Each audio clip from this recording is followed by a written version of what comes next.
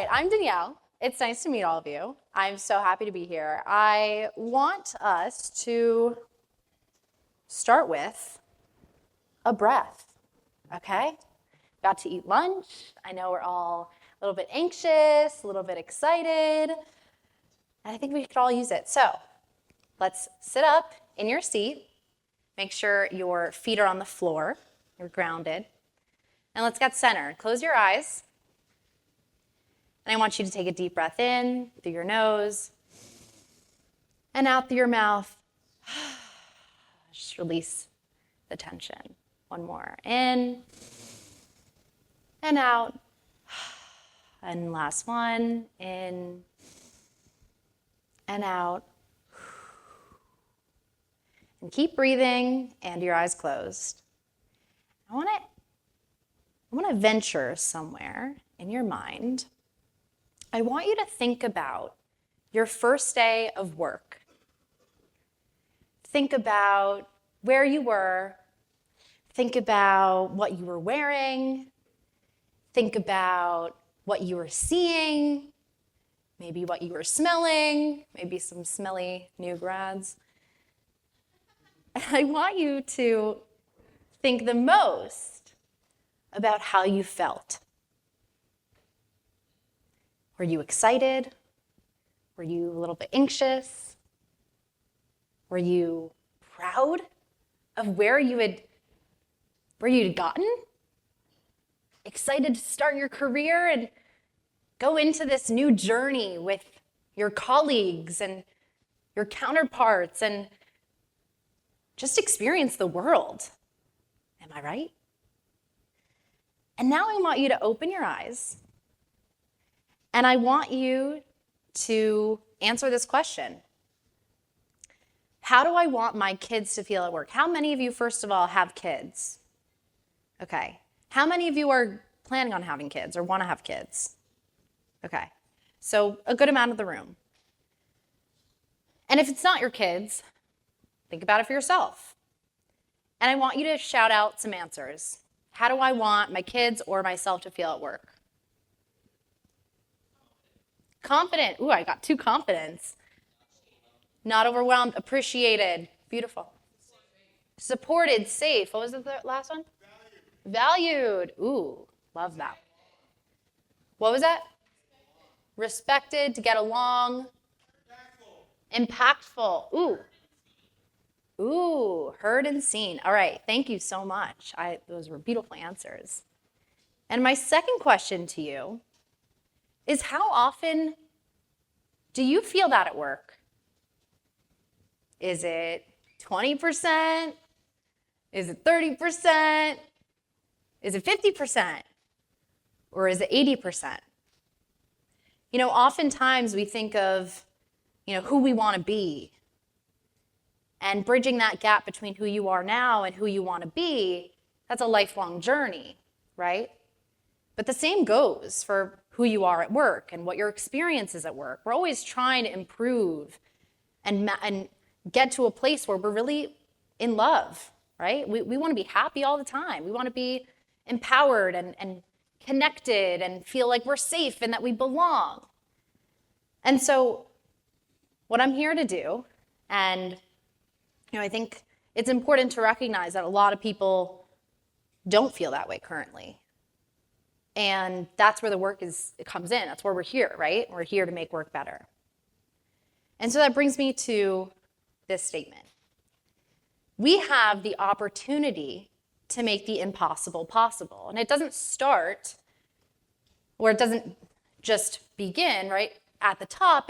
It starts with us. It starts with each and every one of us. Because each of us make up an organization. Each of us can have an impact.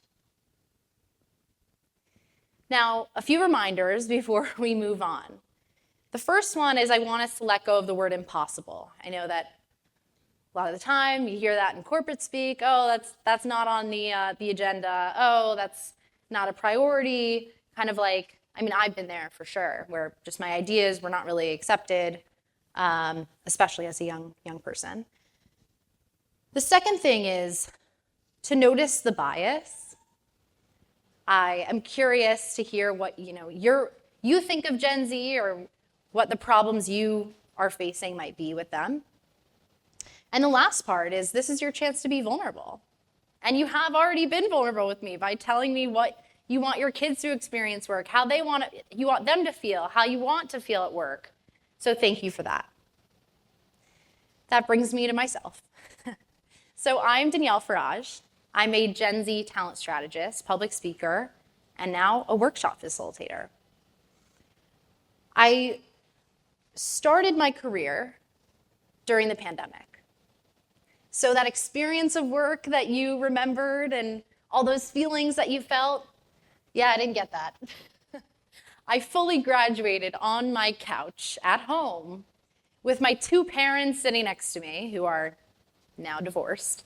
That was fun. And I had watched both my siblings, my sister twice, graduate from USC. And I was really freaking bummed. Like, that experience was taken away from me. All the, the fanfare, the marching band. I went to USC, so it was a big marching band culture. Getting drunk at 4 a.m., showing at the graduation, like, I don't know what's going on, but I'm here. And I didn't get that. So what happened after that? Well, I graduated, I went into the working world, and I experienced two drastically different cultures. One of them was extremely toxic, where I was basically told that I was entitled because of the school I went to, that my time was less valuable, and basically, I don't want to lead you. And then the second experience was one that was extremely positive. It was where I understood and saw myself aligned with the culture. And that was where I really realized how important culture is, especially in the early days of your career, to understand the difference between right and wrong. Because when you're in college, you kind of get this sense of self for the first time. Or when you're in high school, if you didn't go to college, in those first 2 years, like, you really start to define who you are, and you get this new sense of self, and you're outside of the home, and you're gaining your independence. And then when you graduate into the working world, you don't really know how to operate, right?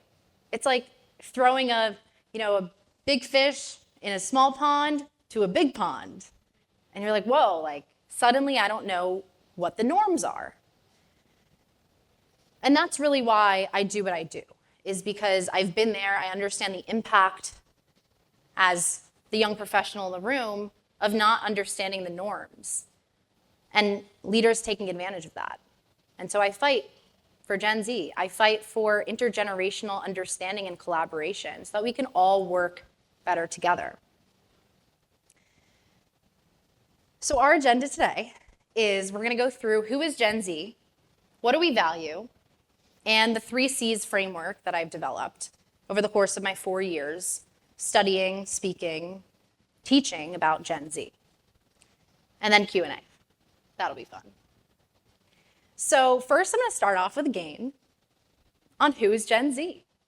And I'm going to give you 2 options. So if you think it's Gen Z, you're going to raise your hand. I'm going to tell you, raise your hand. I think it's boomers, which is the other option. You're going to raise your hand for that.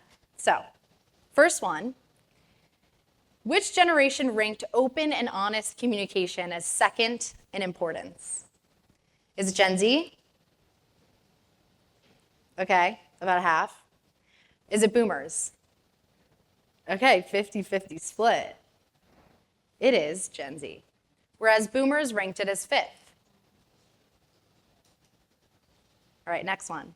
Which generation ranked leaders attending to physical, mental, and financial well-being as 10th in importance? Is it Gen Z? 1, 2, 2 hands. Is it boomers? All right. You guys are right, it's boomers, whereas Gen Z ranked it as 5th. And the last question, because we don't have that much time today, although this quiz is really fun, isn't it? Is which generation ranked competitive salary 25th in importance? Is it Gen Z? All right. Or is it boomers? Okay, about 50-50 split. If you said Z, you were correct. And here's the distinction. Boomers ranked it as second. We talk about competitive salary versus salary. The two are different.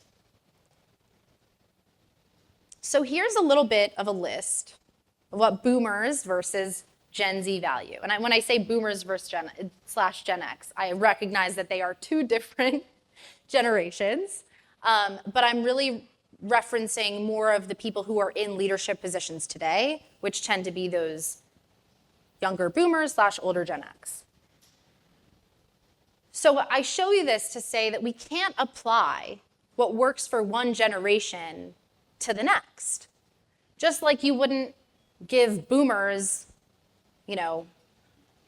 parental leave. You wouldn't give Gen Zers retirement benefits that are, you wouldn't put that in front of them and say, this is what you get. They're like, well, I don't care about retirement, even though you should at an early age. It's a smart thing to do. But what's interesting, and I took this off, but the word loyalty. Gen Z actually does value loyalty. And a friend of mine, Shireen Sater, she did a study on Gen Z, and she found that 61% of Gen Z would stay at the right company for 10 years, the right culture for 10 years or more. That's one call out which is interesting. So who is Gen Z? All right, we're born in 1997 to 2012. So that makes us between 12 and 27 years old. We are the most diverse generation in history in the US. We are also digital natives. For reference, I had my first phone at 10. It was a LG chocolate, and then followed by an LG Envy, which was the one that flipped up with the keyboard. And then in 6th grade, for some reason, my parents thought I needed a BlackBerry, probably because I told them I did. And then I got in 8th grade my first iPhone. And that was my experience. In just a few years, I had the internet in the palm of my hand. It was insane. And that was the end of my time being bored as a child. Played a lot of Brick Breaker.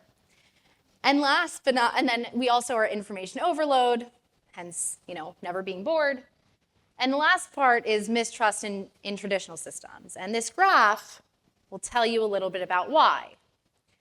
So I'm going to call out the climate crisis. 80% of Gen Zers have climate anxiety.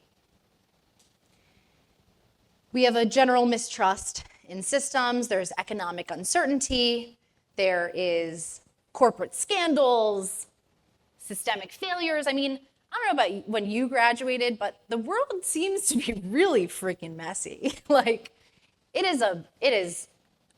wouldn't want to be graduating right now. And I graduated only 4 years ago. And we're also making headlines. We are apparently lazy. We're apparently entitled. We apparently are getting fired. 1 in 6 employers and hiring managers report that they have fired Gen Z within 6 months of hiring them. So something's not clicking, right? 39% of Gen Zers are thinking of leaving their jobs within the next 12 months, as compared to 25% of all workers. It's a big problem, but why should you care? Gen Z will make up 27% of the workforce by 2025. So the reality is, you kind of need us. And the question then is, how do you attract, retain, and engage us? Now, as a marketer and a social scientist, I'm here to make that a little bit easier for you, if I can. And I look at Gen Z and I think that retaining talent requires anticipating their thoughts, actions, and desires. And so I'm going to focus on retention and development today, but realistically, this is the entire employee life cycle. And that's the span that I cover within Gen Z. It's my niche. So I'm going to go through mainly three values in action and how you can apply them to your engagement process at your own organization. So the 3 C's are connection, co-creation, and clarification. The first C is really about connection, because Gen Z values honesty and transparency in leadership. And we expect to feel met, both emotionally and intellectually in our roles, right? That makes sense. Don't each and every one of you feel that way? I feel like we all feel that way. But that means we have to adjust our corporate language from it's confidential to I'll share what I can. From it's my decision to I decided. Here's why I decided. From I'll handle it to let's work together. And lastly, from you won't understand to I'll simplify. It puts the we into teamwork, right? And I want to call out a few examples of this. So connection really means embracing transparent communication and emotional connection. So that looks like monthly one-on-ones. It looks like sitting down every month with your managee and saying, how can I support you as a human? What's in your way? Not talking about the work itself and what your progress has been, but instead asking, how can I remove any roadblocks? How can I enable you to show up better at your job? What's going on in your personal life that I should know about? That should be a regular thing. The second one is focusing on friendship, which I will get to, which I was very excited that Laurel kind of alluded to in her conversation, her talk about AI. And the third one is support calls with senior leadership. So prior to this, I spoke to my friend who works at a nonprofit. And she's in a very process-oriented and detail-oriented role. And I asked her, what makes you feel connected to the work that you do in the organization at large? And here's what she said. She said, we have a bi-weekly support call with senior leadership in which the chief of staff gets all of the executive assistants and the people responsible for project management on a call to air their concerns. And when I asked her, what specifically does the senior leader do to make you feel connected and psychologically safe to air your concerns? Because that's kind of like rare, right? Like, when are we really honest? What she said was, he connects with us as humans. He shows up, uses casual language.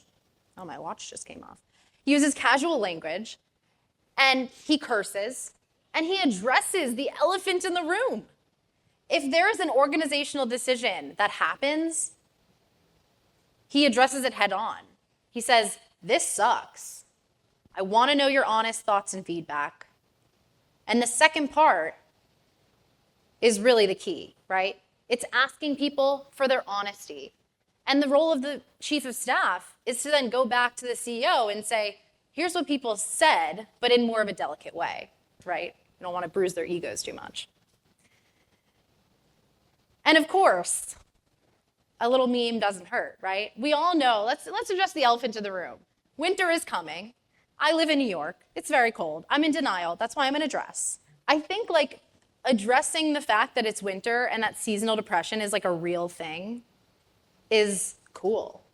It's cool. It's like, how are we proactively going to address seasonal depression? Because like all of us are human. All of us, maybe a lot of us deal with it. I know I do, right? So let's address it and like infuse humor. The next thing I want to talk about is friendship, which is the modern mentorship model. Essentially, friendship is an opportunity for all of us, as things are moving at such a fast pace, to come together in intergenerational spaces where there's a mutual trust, there's a mutual connection, there's mutual authenticity, and that is focused not on power, there's no power dynamic, right? But instead it's focused on the 3 L's. What can I learn from others? What can I leave behind? And what can I leverage? Who can I leverage? It's not about you teach me because you're older and you have more experience, but it's instead, what can I also teach you? This brings me to the second C. Our relationships with our employers are no longer one way. And if you take anything from this conversation and this presentation, this is what I want you to take away. It used to be that, you came to an organization and it was about what you could do for them. Let me sell myself. Today, it's very much not like that. It's almost the opposite for Gen Z, because Gen Z is arriving and they're so disappointed with, in many cases, what they're seeing, that they're just opting out. They're just starting their own businesses because it's never been easier to do that. And so in order to attract, retain, and engage Gen Z talent, you actually have to sell yourself. Don't sell your soul, but sell yourself as a place where they can learn and grow and develop. Gen Z doesn't just want to be talked at or about. We want to be a part of the conversation. As the most outspoken generation, we like to be heard, so leverage it, right? Don't just cater to us, but involve us in the conversation in terms of career progression, employment decisions, benefit decisions, and I'll get to more of those examples. But proactively involving us in organizational solutions, just like we heard earlier, builds trust, makes people feel like they're a part of the journey with you. I compare it as a marketer to community-led growth, which I'm seeing a huge rise in. If you don't know what that is, it's basically building in public, enabling people to join the community of what you're fighting for, what your mission is, hop on the bandwagon, and actually be involved in decisions like, what should our logo be? And it's incredible what that can do and the power that has in helping people feel like they're a part of the journey with you, that they want to be loyal to you. That's where you create loyalty. That's where you create real value, because you're also sourcing from those exact people, what do you want to see? Some examples of this are Gen Z councils, which some of the biggest companies in the world, like PepsiCo, Citi, Unilever, L'Oreal, have all leveraged. Tooling decisions, right? Let's talk about AI. What are we using? Why? How do we make it more efficient? Gen Z loves to talk about efficiency. Gen Z loves to get things done faster. Use that, leverage that, involve them in the conversation. Don't just let them use the tools. Like, they have a fresh set of eyes. They're ready to tell you. And then lastly, upskilling programs. The head of learning and design at Masterclass said organizations should be involving Gen Z in their tooling decisions. I think we should listen to him, probably. He's probably really smart. And the last C is clarify. So a lot of the time, reactivity leads to turnover, right? These are all things that you probably know. A lot of the time, there's no personalization behind upskilling. It's kind of like, oh, here's a LinkedIn Learning subscription. Do whatever you want. But we want that guidance. We want that co-creation. There's also a tendency to only focus on hard skills.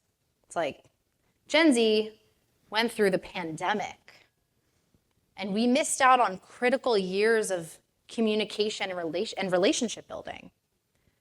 I think I'm a little bit of an exception because this is what I chose to do with my career. And I'm here and I'm in person with people. But a lot of Gen Zers, they don't necessarily push themselves to do that. It's hard.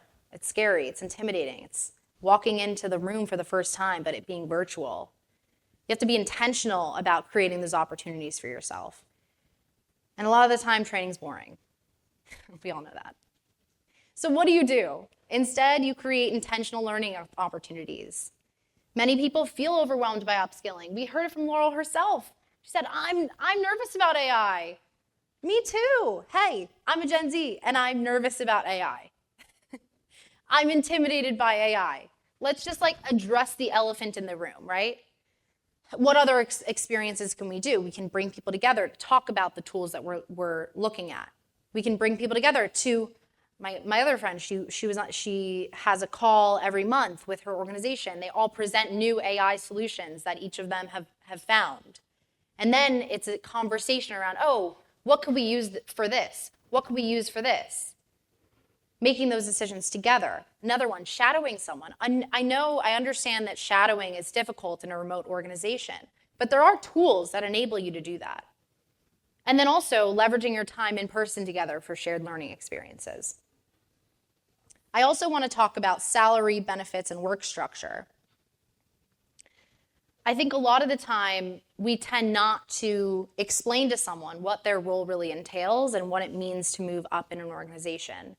I was sitting with someone from a Fortune 50 company back in May, and I had presented on AI at work and bridging intergenerational divides, and she came up to me at the round table and she asked me, hey, I mentor a few Gen Zers, and one of them specifically, it's this kid, he's really, he wants to get a promotion, he wants to rise up in the ranks, but he doesn't want to do the work.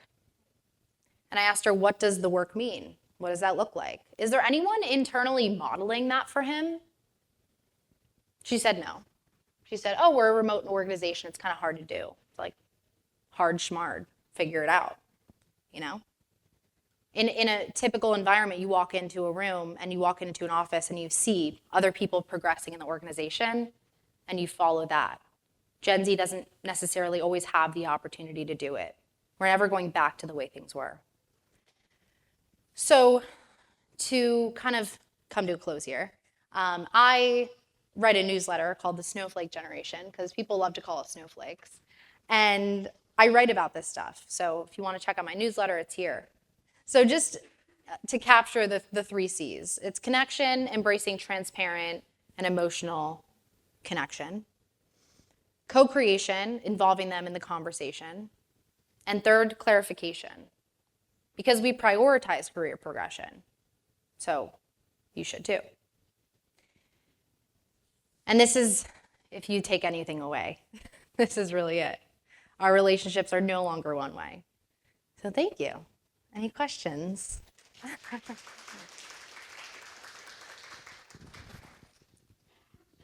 Thank you for speaking to us today. It was very enlightening. As a millennial who's served in several leadership positions, I have seen some spoofs on social media about managing Gen Z, and one that particularly stands out to me is where the Gen Z calls her millennial manager crying because her cat's sick and she needs to take a sick day because her cat's got a weird bump on its ear and she doesn't know what to do, and it's very dramatic and over the top. And the millennial manager is just like, are you kidding me right now? And like, this is a, it's like, it's a spoof. So you're like, is this person, being real? I mean, and going back to kind of what you were saying about the empathy and kind of like understanding that person. I mean, what are your thoughts on that? Because I think as a manager from a different generation, we're thinking we would never do that. Like I would find a way to work around that. And I would never tell my boss that because I would want to be taken seriously in my position. Right. And also, are we getting taken advantage of because they are expecting this type of leniency for something that a different generation would be like, for real, like pull it together. Just some advice and thoughts on that. Yeah, that's a hard one. But I asked for it. Right, I'm fully a target up here. So obviously, Gen Z is not a monolith. So I just want to address that too. I think there are certain people in any generation that are going to take advantage. I think the best thing you could do as a manager is to seek to understand. Like, is that really what's upsetting you, or is it something else? Is it something bigger? And if this is the case, that you're really upset about this, then I'm happy to give you a day off, but just realize that by not completing your work, you're putting that on other people. So just understand the impact of this decision. Let them sit with it, and then see what they decide. A lot of the time, like in college, we used to get, a pass for a lot of things, especially during the pandemic. I mean, it was a hard time. Like, how could teachers not give you a pass? But then that creates this sense of, well, I could ask for whatever I want, and I can game the system. I mean, it's the way that our education system, unfortunately, is set up. Now people are using AI to take their tests in college. So what's that value? The most value that you could provide is to be curious and to frame it and to tell them the impact of their actions. Because they can't physically see it if they're remote. Hello, Danielle. My name's Candace. Thank Hi. you so much for such a great presentation. I thought that the example that you gave at the beginning, the questions with Gen Z versus boomers, I think sometimes I'm a millennial, and Woo, yeah. and I do feel like at times we're put in positions where we're the bridge between like maybe Gen Z or Gen X or boomers, and that can be a lot of responsibility and kind of draining. So I wanted to know like if you had any advice on like being that bridge builder and like connecting where there's disconnects between like the generation after us and the generations like before us. Whew. If I had more time, I would give you a fuller answer. But I would say seek to create spaces for intergenerational connection outside of the work. So I was talking about friendship. I have a whole workshop on friendship. And it's essentially a space where people can relate to each other on a personal level. Because what friendship gets to is that first question of what can I learn is actually asking yourself, and the way that I frame it in the workshop is, what am I vulnerable enough to admit that I don't know? And when you start to open up and be vulnerable, we heard that yesterday with the activities, you can actually get to the stuff that matters to people. And then people are more likely to be able to have those uncomfortable conversations with each other directly instead of going through you. And then you as the bridge builder can understand and appeal to those mindsets a little bit better. I hope that helps. Hi, I'm Dr. Andrea Williams. I had Hello. a question yesterday, and you were like, "Oh, I'm speaking on Gen Z tomorrow." So, Oh, yeah. I think the question that I have, or really, if you could underscore, you talked about how we have to pay attention because in 2025, Gen Z will represent 25% of our. What did you say it was? Of the workforce. Of the workforce. Yeah. So I'm thinking about this in the lens of building community, and particularly how important it is to build a space that is authentic. It's not, oh yeah, we say we value this, but how are we already showing that? And then how do we communicate that? I think I look at like McDonald's, like the Grimace shake, Yeah. or even like the Olympics this past year, and how Google pulled that the Gemini campaign because there was so much press around, well, are we saying that we can't read, or that we need AI to help us? And so I think like that impact of Gen Z's like demand for not just authenticity, but for industry and for markets and for companies to really value their contribution and to value who they are. Like, can you talk and underscore that point of like how important that is when building a community or even in the workforce? 100%. So I think what's important is to recognize that Gen Z is the most outspoken generation. So I'll give you an example. My friend works at TikTok, and TikTok is a very Gen Z centric app, right? They like cater to Gen Z, but every generation's on TikTok, right? And so within her organization, she realized that people weren't really understanding the Gen Z language, right? No cap. Now like slay is like common knowledge. Yeah, like whatever the Gen Z slang might be. And what she did was she said, well, I'm going to educate my team. So she put together an entire slide and presentation on Gen Z slang explaining what mother means, right? And I think also what's important to recognize, to your point, is the origin of the words that we're using. I saw this TikTok that was really funny. It was like, white people stop coming up with phrases. And like a lot of Gen Z slang comes from Black culture. And so just like recognizing that and holding the space for that and then presenting, she was able to then present not just to her team, but then on an offsite. And the fact that TikTok gave her the platform to do that, she felt so seen. She felt like her contribution really mattered. And at the end of the day, it really did, right? Like if you work for TikTok, you should understand what the slang is, right? If you work in social media more specifically. Just like you should know how to use your own tools. It's the same exact thing. So I don't know if that was a good example. Okay, that was a good example. Yeah, I probably have a lot more of them, but let's do it. My question is about, you're talking about transparency and connection. And I feel like with millennial managers, I've been able to like talk about my life a bit more, and I felt comfortable sharing personal details.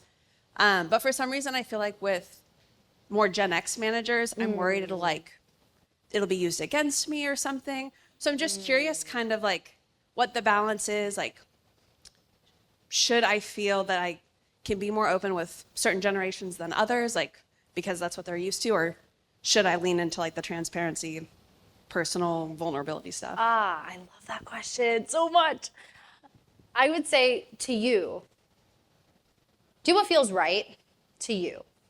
Lean into your intuition, but I think it's hard, like balancing professionalism versus authenticity is not something that you necessarily have to do in other contexts. And that's why I was saying like small fish in a big pond suddenly, right? You don't know how to act.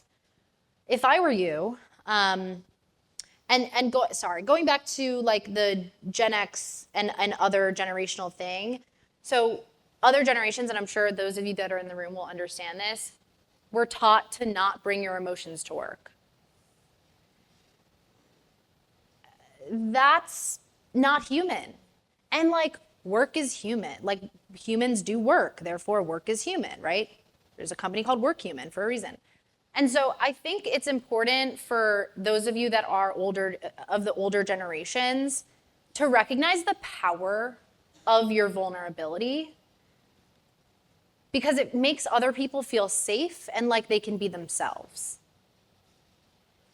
And I think we live in a world where so much of the time we have to act like we have everything figured out and all our shit together. But the thing that helps us the most as Gen Zers, and this is a big statement, is when older people admit that they have no idea what they're doing and that they're just figuring it out as well. And I'm sure you're nodding your head. I'm sure that like resonates and it feels good, and it's very true. So that's why I started with connection and emotional transparency and vulnerability, because that really does go a long way, and it builds trust with you so that you can then feel like you can be more of yourself. And it's 51-49. It starts with the leadership. So I'm old enough to remember that everything that people are currently saying about Gen Z, they used to say about millennials. Yep.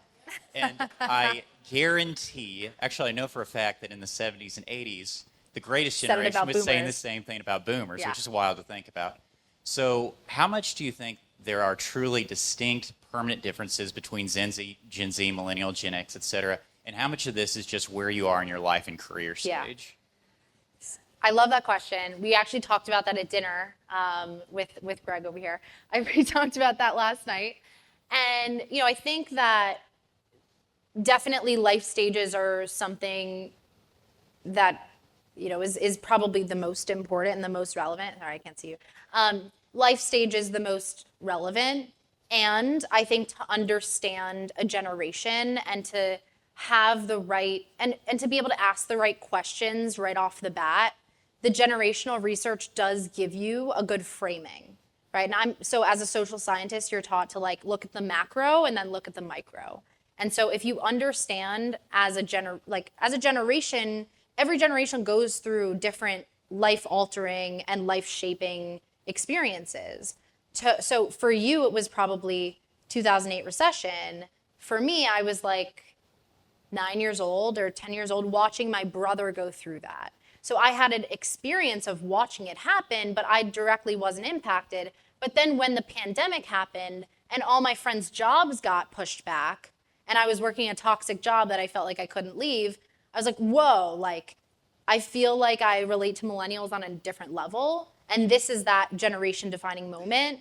And then you look at the impact of that and the impact of that on communication and relationship building specifically for Gen Z, and then how it shaped our experience in the workplace. And I think it gives you a little bit more context for how you might approach that generation and what things they might be dealing with. Of course, there's life stuff. Of course, 20-year-olds, like, none of us really know what we're doing. And then you realize that no one knows what they're doing. But for right now, it's like, oh, like they're in a very precarious position and they don't necessarily know how to communicate it, but they want guidance. like really badly. And they want to hear your experiences. They want to hear like the shitty stuff that happened to you. They really do. Thank you. Hi. So recently, the C-suite of my company made a very unpopular decision. They're calling increased on-site presence, which means that when we're hiring these early career professionals fresh out of college, they have to be on-site basically full-time. This is a really hard sell, and I don't have a lot of control over how to make it valuable, but we're trying to do what we can. How would you say we can like differentiate ourselves and make it slightly of an easier sell to this generation that has a lot of options? I'd say hire me. I'm just kidding. But maybe. I mean, so I think, so as a marketer and a community builder, and as someone who's worked in this HR industry for a few years, I look at it from this interdisciplinary angle. And I think that something that's really under-leveraged is employer branding, is exactly what you're talking about. So essentially trying to get to the bottom, and it takes work. It's not just easy to come up with, well, what makes us special? You know, it's like, that's actually something that many people need to be talking about, and like, you need to source from different areas of the organization to really understand where the trends are and what the commonalities are. I think if you already have young professionals or you have people who have grown within the organization, asking them to contribute their ideas and their thoughts as to like what's made that experience valuable, and then using content to sell that. I think that career pages suck most of the time.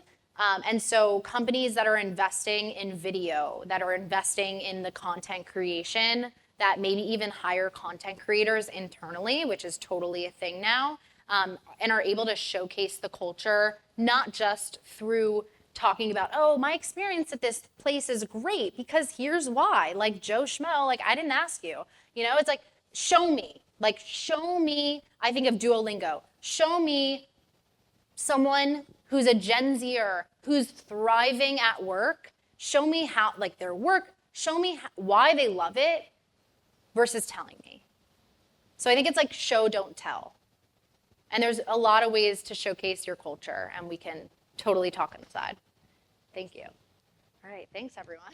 Thank you. Let's give it up one more time for Danielle.